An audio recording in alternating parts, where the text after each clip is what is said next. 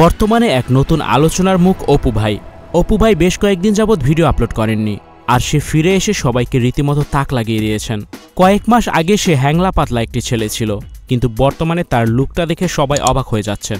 তার শরীরে এসেছে অনেকটা পরিবর্তন, আগের থেকে অনেকটা মোটা হয়েছে এবং আগের থেকে অনেকটা ফর্সাও হয়েছে, যার জন্য তাকে আগের থেকে অনেকটা স্মার্ট লাগছে।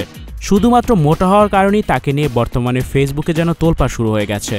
কেউ কেউ বলছে সে গরুর ট্যাবলেট খেয়ে নাকি মোটা হয়েছে, আবার কেউ কেউ বলছে মোটা হওয়ার কারণে তাকে অনেক সুন্দর লাগছে। অনেকে বলছে তাকে নাকি ইন্ডিয়ার রিয়াজ আলীর মতো লাগছে।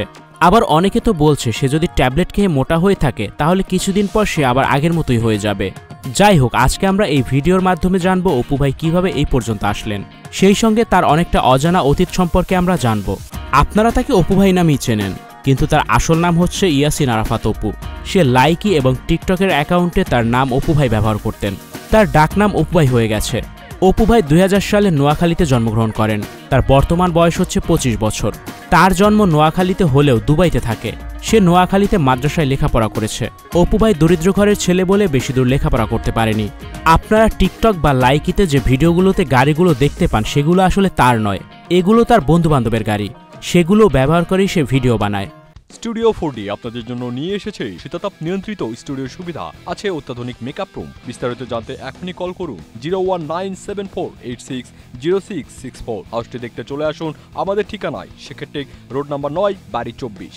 অপু ভাই টিকটকে আসার আগে সেলুনে চুল কাটার কাজ করত, আর সেখান থেকেই তার বন্ধুবান্ধবের মাধ্যমে টিকটক ও লাইকির কথা জানতে পারে।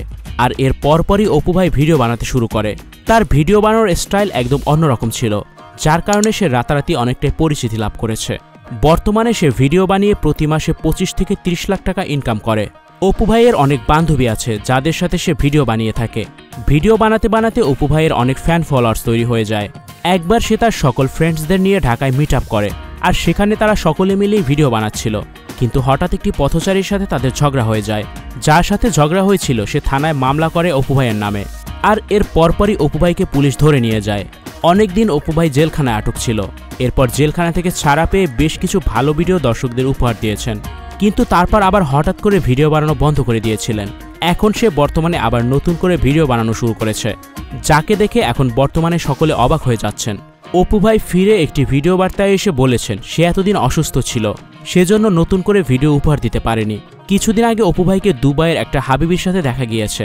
শোনা যায় এই হাবিবি নাকি তার কথিত গার্লফ্রেন্ড। বর্তমানে দুবাইতে ওই হাবিবিকে নিয়েই সময় পার করছেন অপু ভাই।